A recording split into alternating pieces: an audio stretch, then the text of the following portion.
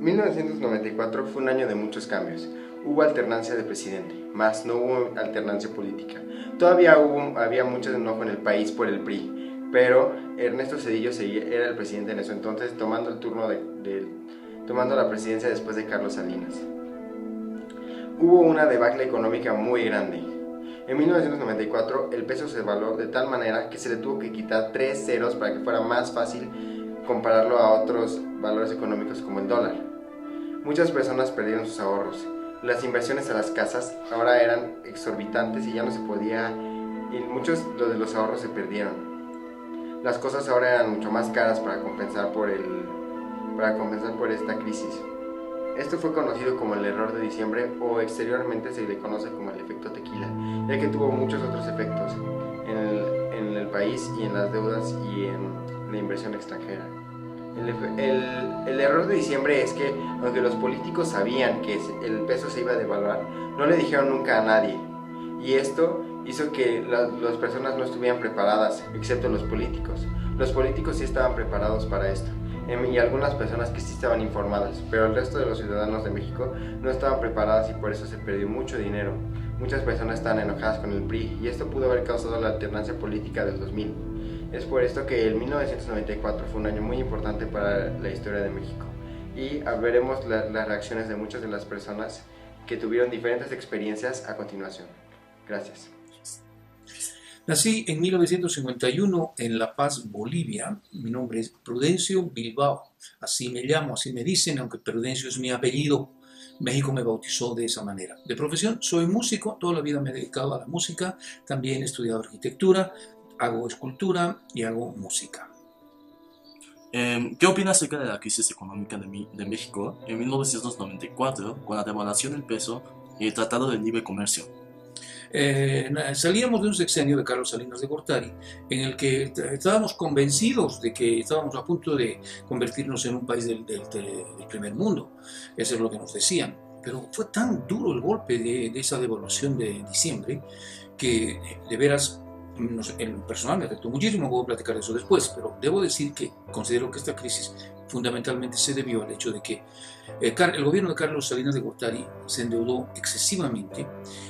Y además empezó a privatizar nuevamente todas las grandes empresas, comenzando por la banca. Vendió, por ejemplo, como ustedes saben, Telmex vendió a Carlos Slim en un precio de regalo y esto le permitió convertirse a la larga en el hombre más rico del mundo. Esto lo sabe todo el mundo, no es nada nuevo, pero realmente fue un manejo excesivo. Además había un gasto público, es decir, el gasto del gobierno era también tremendo y esto propició que hubiera que devaluar. En todo ese sexenio la economía la manejó los Estados Unidos. Dependíamos de las decisiones del Fondo Monetario Internacional. Para que a uno le presten dinero, el Fondo Monetario Internacional pone ciertas condiciones, entre otras topes salariales, un aumento de sueldos y subir los precios. Imagínense cuánto afectó eso a la clase media. Durante este periodo, ¿usted mismo sufrió algún descontento o problemas a causa de este suceso? Bueno, no solo un descontento, sino más bien un descalabro. Fue algo terrible para nosotros como familia tener que confrontar esa devaluación, porque estábamos a punto, cerquita. El mismo día de la devaluación nos fuimos a Banco Serfín a firmar un crédito hipotecario para construir nuestra casa y nos dijeron que ya no había préstamos, que suspendidos hasta nuevo aviso. Total, vino aquella famosa crisis de los UDIs, todo un desastre, y esta casa la tuvimos que construir finalmente a pulso.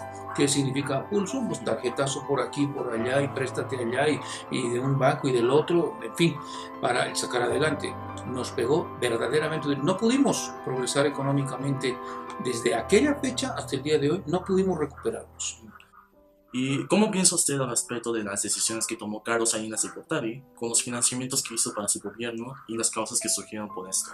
Bueno, obviamente favoreció solamente a un sector social, es decir, al sector más poderoso. A las grandes familias del dinero, las ampliamente favorecidas quedaron. O sea, le facilitó, por ejemplo, la compra a Carlos Salinas Pliego, al de Electra, de la televisora famosa. O sea, hizo concesiones que favorecieron y convirtieron a gente en ricos, pero de manera demencial.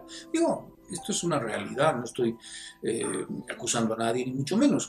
Sin embargo, es importante señalar que Carlos Salinas de Gortari continuó con el control liquidó, por ejemplo, a la Quina, un líder sindical que según esto era tremendamente corrupto, y puso a otro que está hasta el día de hoy y también tiene muchísima fama de corrupto. También cambió al sindicato de maestros por el Bastel Gordillo, que terminó, como ustedes saben, en la cárcel. Bueno, es toda una historia.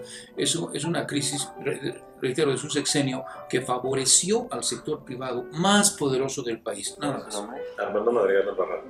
¿Qué estudió? Yo soy ingeniero químico por la UNAM. ¿Cuántos años tenía usted en 1934? En 1994, yo nací en el 64, tenía 30 años. ¿Y qué hacía usted en esos momentos? Trabajaba. ¿Se acuerda de la debacle económica de 1994? La verdad es que sí, bueno, la recuerdo así como muy lejana, pero sí la recuerdo. ¿Y qué opina acerca de la crisis económica de México en 1994 con la devaluación del peso y el Tratado de Libre Comercio? Yo creo que era en esa edad, en ese tiempo, estábamos acostumbrados a tener devaluaciones cada cierto periodo de tiempo. Sin embargo, esa fue una devaluación muy profunda que nos dejaba así la mitad de nuestros ahorros prácticamente en la cuenta de banco, ¿no? Entonces, fue algo que yo recuerdo que tuvo muchísimo impacto en mi economía y después en la del país. ¿Qué tipo de impacto tuvo en tu economía? Pues que en el momento que hubo la devaluación, muchos precios subieron. No podían ser en esa misma proporción que la devaluación, pero tuvo incrementos muy fuertes. Mismos incrementos que no tenía mi salario. ¿Y durante este periodo usted mismo sufrió algún descontento o problemas? Pues que no me alcanzaba, para lo mismo que me alcanzaba tan solo un mes antes. ¿Y cómo piensa al respecto de las decisiones que tomó Carlos Salinas de Gortari con los financiamientos que hizo para su gobierno y las causas de aquello? Es que yo creo que es un tema muy interesante, la gestión de Carlos Salinas de Gortari, porque yo creo que tuvo grandes aciertos, sin embargo también grandes debilidades, ¿no? El hecho de haber dejado al país él mismo lo decía, ¿no? Con alfileres, sostenida la economía, pues no era algo que permitiera mucha continuidad. Sin embargo, yo reconozco que Carlos Salinas un buen estadista que dio pasos interesantes para el crecimiento de México. Se dejó buenos fundamentos para el crecimiento de México. ¿Cómo te llamas? Bernardo Tovar. ¿Y a qué te dedicas? ¿Qué estudiaste? Ingeniería industrial. ¿Y qué edad tienes? ¿Qué edad tenías en el 94? En el 94 tenía 32 años. ¿Y ahorita cuántos tienes? 51. ¿Y qué opina usted acerca de la crisis económica de México en 1994 con la devaluación del peso y el Tratado de Libre Comercio?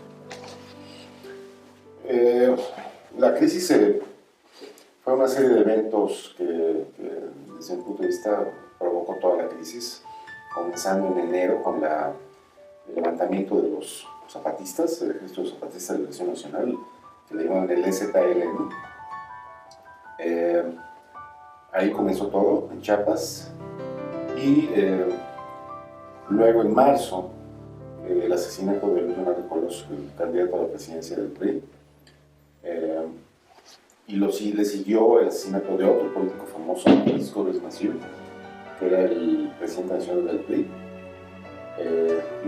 Una cosa llevó a la otra, en un escenario político complejo, y finalmente se desencadenó la crisis económica. ¿Y usted qué opina sobre esto? Porque mi opinión es que hubo un manejo inadecuado de la economía mexicana con respecto a la situación política de México. Las reservas federales internacionales de México estaban en un nivel muy bajo, no más de 40 mil millones de dólares, cuando ahorita tenemos reservas de casi 190 mil millones de dólares. Por la situación económica había una gran incertidumbre de los inversionistas en México, entonces hubo una fuga de capitales, los famosos capitales golondrina que les llamaban. una fuga de capitales masiva, y eso provocó que la economía no tuviera un respaldo en inversión y se devaluó tremendamente el peso y provocó una crisis que se volvió una crisis en espiral, ¿no? No se le veía el fondo. Mucha gente perdió sus casas, otros tuvieron que reestructurar su crédito, mucha gente que perdió sus negocios, gente que tuvo que recortar muchísimo personal. Fue una crisis muy fuerte. ¿Y durante este periodo usted mismo sufrió algún descontento o problemas a causa de este suceso, de esta crisis? No, pues particularmente en nuestra situación no tuvimos consecuencia. ¿Y usted cómo piensa respecto a las decisiones que tomó Carlos Salinas de Gortari con los financiamientos que hizo para su gobierno y las causas de aquello? Yo creo que fue un manejo responsable del financiamiento, sobre todo de los financiamientos con el Fondo Monetario Internacional, precisamente porque no había un respaldo económico en términos de inversiones en México, y muchas de las inversiones que había en México eran inversiones de especulación. La gente que viene, invierte, obtiene su rendimiento y se va, y van a otro país a invertir. No eran inversiones fijas que se quedaran aquí a abrir plantas productivas o a crear empresas. Ese es el gran problema que tiene México. Y eso fue el mal manejo que hizo Salinas. Mi nombre es Jan Vermeeren, soy generación 62, estudié ingeniero agrónomo en producción, me dedico a la producción de plantas de ornato bajo invernadero, para la venta en México y de exportación. Ok. ¿Cuál es tu opinión acerca de la crisis del 1994? La crisis de 1994 se dio bajo circunstancias muy parecidas a las que están dándose actualmente. Fue una crisis que se desató por una desigualdad social muy marcada, posiblemente más marcada por que aproximadamente 10 años antes se había firmado un tratado de libre comercio con los Estados Unidos y Canadá. México en ese entonces era un país que definitivamente se encontraba en una posición muy desigual frente a las dos naciones con las que firmó un tratado de libre comercio. México, un país en pleno desarrollo, con muchos problemas sociales, desigualdad social, y que se vio exacerbada por las presiones que un tratado de libre comercio provocan a un país bajo esas circunstancias. Es decir, que empezamos a ser inundados con productos que eran de una calidad posiblemente superior a la que se podía producir aquí en México, porque en su momento no había la tecnología o no se habían hecho las inversiones. Producto que era bueno, bonito y se puede decir barato. Las desigualdades sociales se empezaron a exacerbar porque había unos cuantos empresarios que empezaron a hacer grandes fortunas aprovechándose de estos tratados, como fue en su momento la venta de Teléfonos de México y la creación de un monopolio gubernamental a un monopolio privado que conocemos actualmente de Telmex. La gente de alguna forma empezó a dudar y a tener de alguna manera